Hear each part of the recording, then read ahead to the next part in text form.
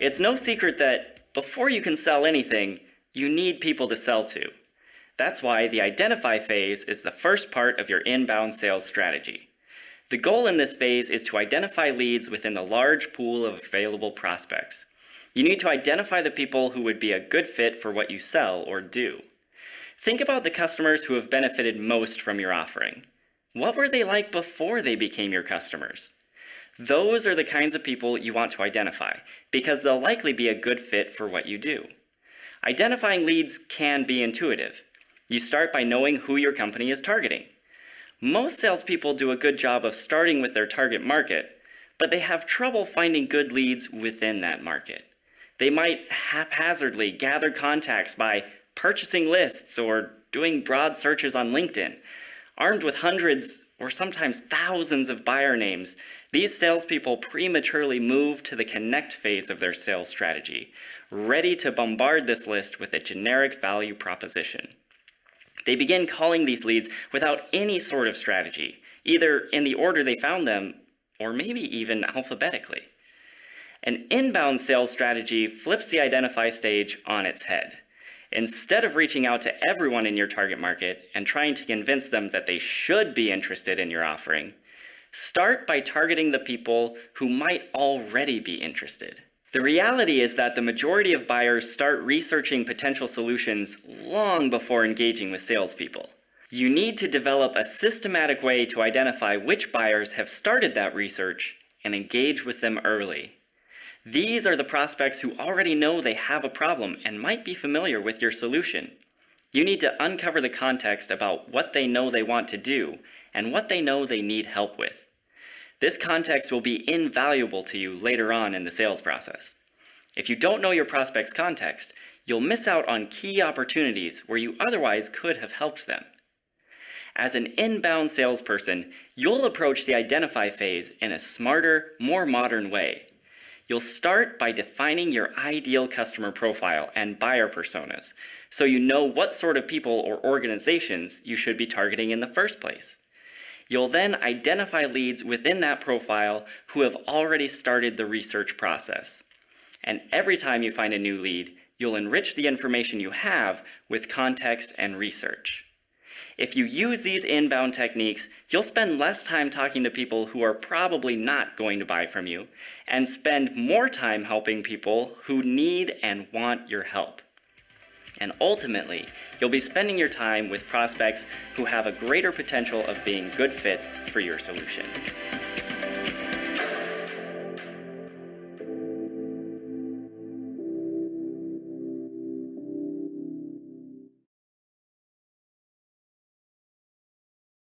Before you can identify potential prospects, you need to define what your company can and cannot help prospects do.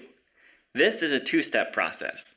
First, you need to create your ideal customer profile, and then you need to build personas within that profile. Let's talk about ideal customer profiles first. Your ideal customer profile defines your target market. If you're a business-to-business or B2B salesperson, your ideal customer profile will be at the company level. If you sell directly to consumers as a B2C salesperson, it will be based on a particular slice of the general population. Whether you're B2B or B2C, here are some questions to consider when defining your ideal customer profile. First, are there economic factors that make a customer ideal or not ideal? In a B2B context, that might be the company's annual revenue, number of employees, or number of customers. In a B2C context, it might be a person's income, education, or household size. Second, is there a certain time frame when your product or service is more likely to be a priority for someone? If you're a B2B seller, there might be certain phases in a company's development or growth when your offering is especially helpful or relevant. Similarly, in a B2C context, your offering might appeal more to people in a particular phase of life. In both B2B and B2C selling, there might be seasonality factors that affect your ability to sell to your prospects. All of this information should be included in your ideal customer profile. Third, are there market segments that are ideal or not ideal to sell into? If you're selling to companies, you might define this in terms of vertical or industry. If you're selling to consumers, it might be a person's occupation, interests, or some particular aspect of their lifestyle. Fourth, Are there geographic locations that are ideal or not ideal? If you're only able to serve customers who live within a certain distance of your office, or who speak particular languages, make a note of that in your ideal customer profile. You don't want to spend your time targeting prospects your company will never be able to serve. Fifth, are there legal standards or other requirements that might exclude someone from purchasing your product or service? As a salesperson, you want to be especially attuned to these kinds of restrictions so you can avoid awkward conversations later in the sales process. Now, that's a lot of information to consider, but don't let it overwhelm you. The point of this exercise is to help you focus on the people who are most likely to buy. At the beginning, keep it simple. Choose a couple of points from this list and use those as your starting point. For example, let's say you're a recruiting agency. The first version of your ideal customer profile might include just the industry and company sizes you target. For example, healthcare companies with less than 10,000 employees. That's a very basic ideal customer profile, but it's enough to get started with. As time goes on, you can revisit this basic profile and add more details to it, gradually making it more specific and accurate. A word of advice. As you build your ideal customer profile, involve other people from your company. Sitting down in a conference room with the correct people internally will improve the quality of the profile significantly. At the very least, create a shared document and ask any colleagues who you think have good opinions on this topic to add their notes on what they think your ideal customer is like. Work with people from sales, account management, services, support, and anyone else who has insights into what makes someone a good or bad customer for your company. Working together, you'll be able to define an ideal customer profile that will help you as a salesperson identify the prospects who will turn into your best leads and best customers. Once you have your ideal customer profile, you can start to define the buyer personas within that profile. A buyer persona is a semi-fictional representation of your ideal customer based on real data about demographics, behavior patterns, motivations, and goals. A persona represents the different types of people that exist within your ideal customer profile. If you're in B2B sales, your ideal customer profile will define which companies are a good fit for your offering, and your buyer personas will define the people at those companies who you need to work with. Let's go back to the example of a recruiting agency that targets healthcare companies with less than 10,000 employees. If your agency specializes in recruiting salespeople, then you would likely be targeting the VP of Sales, the Director of Recruiting, and the CEO at those healthcare companies.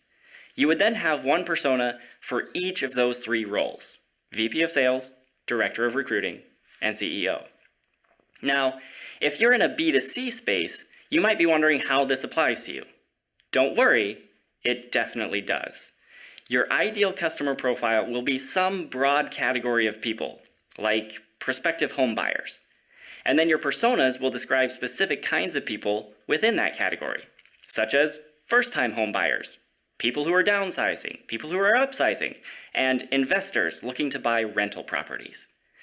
Even though every persona fits within your ideal customer profile, the needs and behaviors represented by each persona will be very different. Regardless of whether you're selling B2B or B2C, keep your personas simple at first. In practice, there could be a dozen or more roles involved in a buying decision, but if you immediately try to account for all of these scenarios, you'll end up with so many different personas that they ultimately won't be helpful to you at all. Start simple. Keep the first version of your ideal customer profile limited to one or two key points, and then create one persona within that profile. Then, working with other people internally, add details to that profile and that persona until you get them fully defined. And then you'll be able to expand from there as needed. Once your buyer persona structure is in place, add details to it. Focus on the perspective people have in the awareness stage of the buyer's journey, meaning they're still trying to diagnose the problem they have. As you do this, be sure to emphasize the perspective of the persona relative to the other people within your ideal customer profile. What makes their perspective unique? Why are they the person you're focusing on rather than somebody else? How are you uniquely positioned to help them with the problem they're facing? All of this information should be included in your buyer persona. To answer these questions, you might want to interview some of your previous customers. If there are people who have bought from you in the past and have seen an excellent return on their investment, get on a quick call with them and find out the answers to these questions.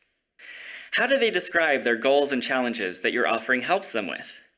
How did they research those goals and challenges before they discovered your company? Did they have any misconceptions about addressing their goals and challenges before your company helped them solve them? How did they decide these goals and challenges should be prioritized? As you discuss these questions with real customers, you'll start to see patterns emerge. Those patterns are what you want your buyer persona to capture. As you do this, you'll get a much deeper understanding of the people you're in a position to help. And then you'll be able to go out and help them in a much better way. To recap, your ideal customer profile will broadly describe your target market, and your buyer personas will define the specific sorts of people in that market. If you're a B2B company, your ideal customer profile will probably be at the company level, while your personas will focus on specific roles within that company. Regardless of what space you're in, you'll want to start by creating your ideal customer profile, and then define your personas based on the sorts of people you can help. Then, you'll be able to build your sales process by better meeting the needs of the people who match those personas.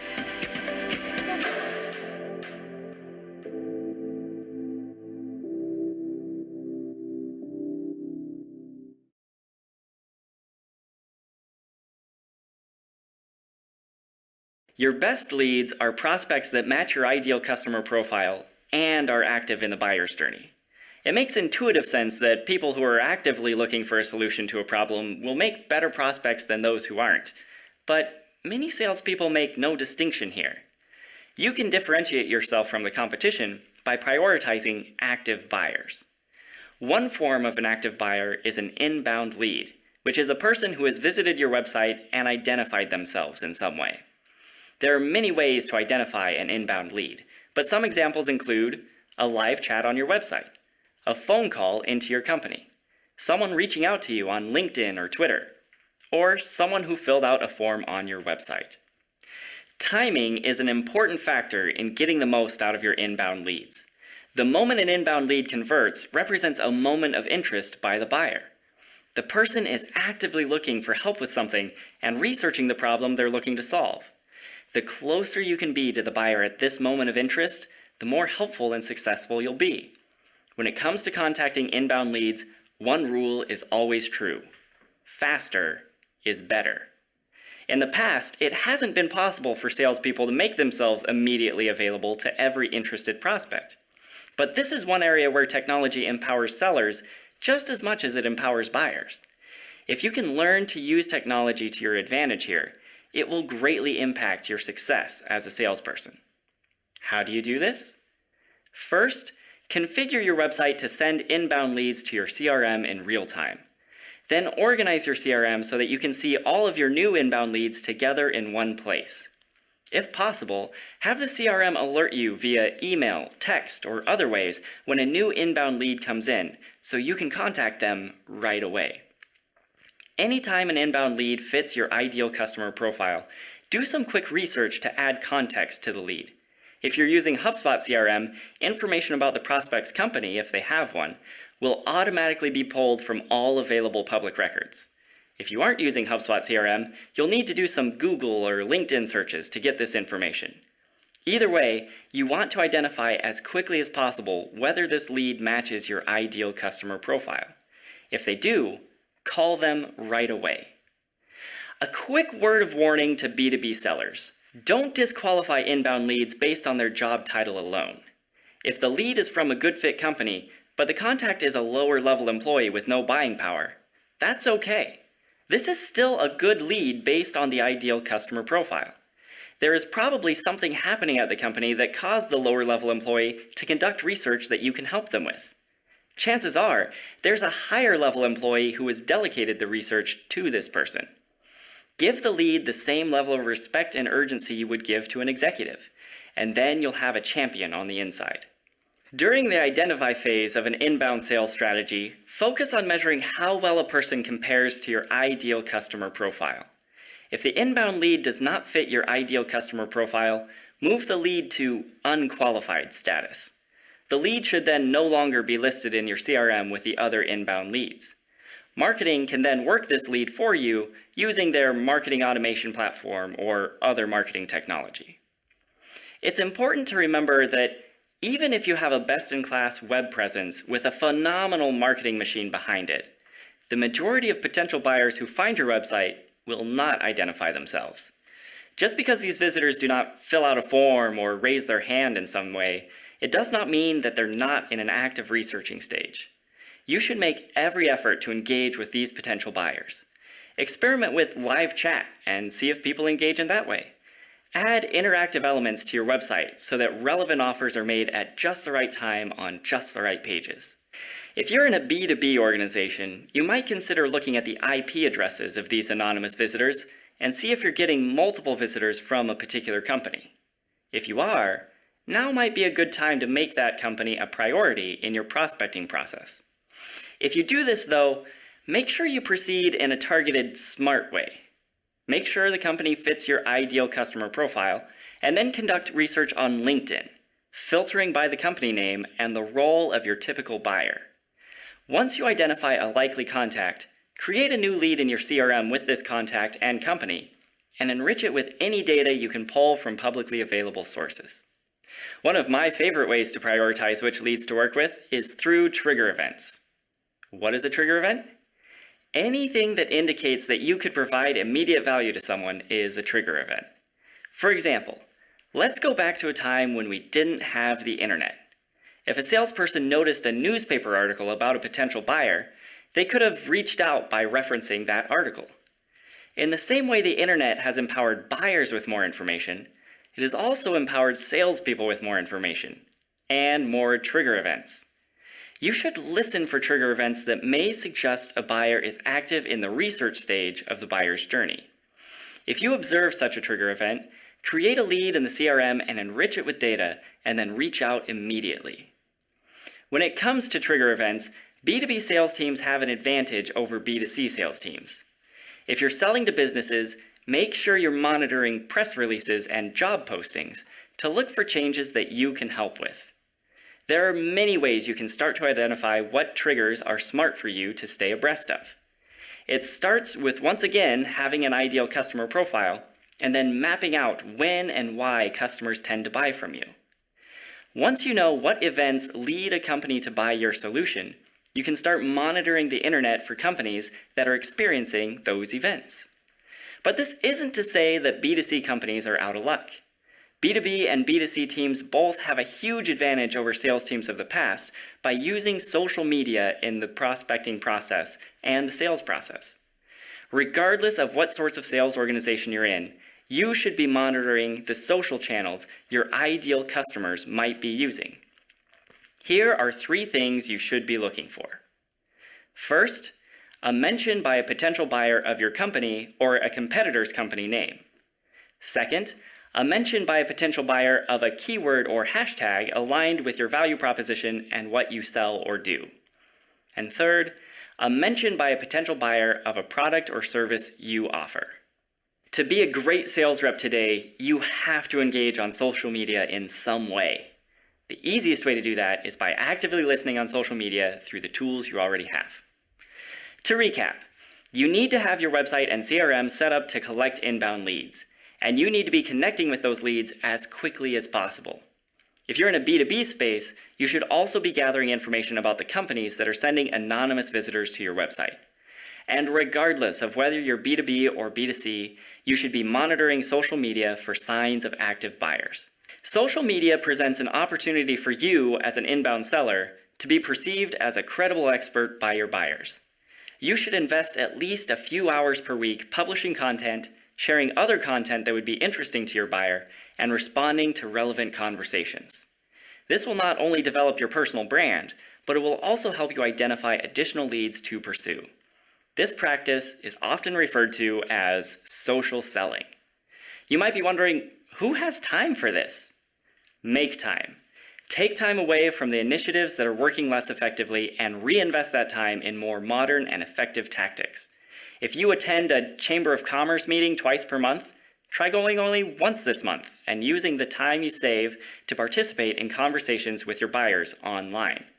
If you plan to cold call for 10 hours this week, cold call for only 8 hours and use the time saved to write a blog article about a question your buyers frequently ask you. There are several specific actions you could take on social media. First, find the thought leaders on social media who your prospects follow. These are the people you know your ideal customers are paying attention to. They may be journalists, they may be research firms, they may be executives at companies that complement your offering. If you want to catch your ideal customer's attention, get these thought leaders to promote your content. To do this, share their content to your followers. Many of them will start to follow you back. Send them a direct message and introduce yourself. Set up a phone call. Ask how you can help them, and then find a way to do it. The next time you publish an article, ask if they would be willing to provide a quote that you can include in it. Most likely, if your content is good, they will share it once it's published. And then you'll be able to catch the attention of people who match your ideal customer profile, who never would have otherwise known you existed. Second, find the LinkedIn groups where your prospects are active. Answer questions in the groups. Pose your own questions and engage with those who respond. Post more thoughtful content on LinkedIn Pulse. Include links to relevant content your company has published. If no group exists, consider starting one and invite your customers and prospects to join. Third, find the blogs your prospects read.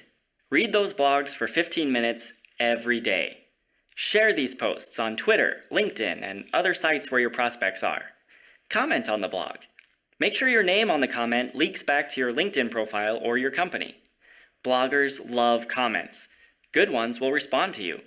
Comment back to keep the conversation going and leave a good impression.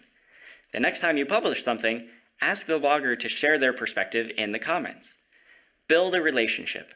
Ask if the blogger would like you to submit a guest blog piece.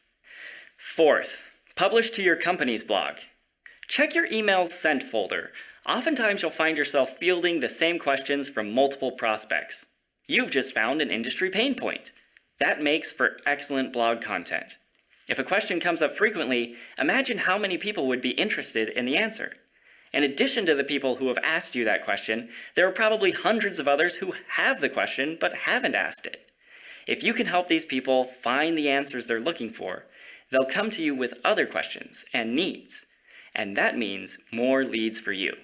Fifth, post helpful content to social media at least once in the morning, once around lunchtime, and once at the end of the day. Make it a mix of content you've created and content you found elsewhere, and make sure you're posting on the social channels your ideal customers are using. If they're on Instagram, you need to be on Instagram. If they're on LinkedIn, you need to be on LinkedIn.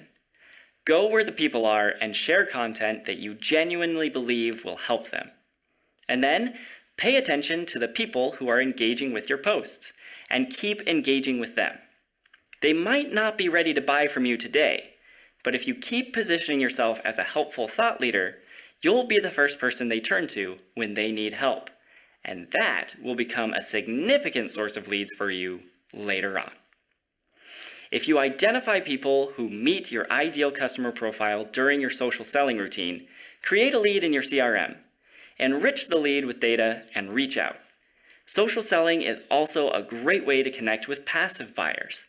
These are people who aren't yet looking to buy, but might be in the future. A great technique to reach passive buyers is through common connections. Common connections may be professional acquaintances, personal friends, or maybe even family that happens to be connected to potential buyers. To leverage common connections, conduct an advanced search in LinkedIn, filtering on the attributes in your ideal customer profile: industry, location, specific company name, and so on. For the relationship strength, choose the first or second degrees. Then sort through the results.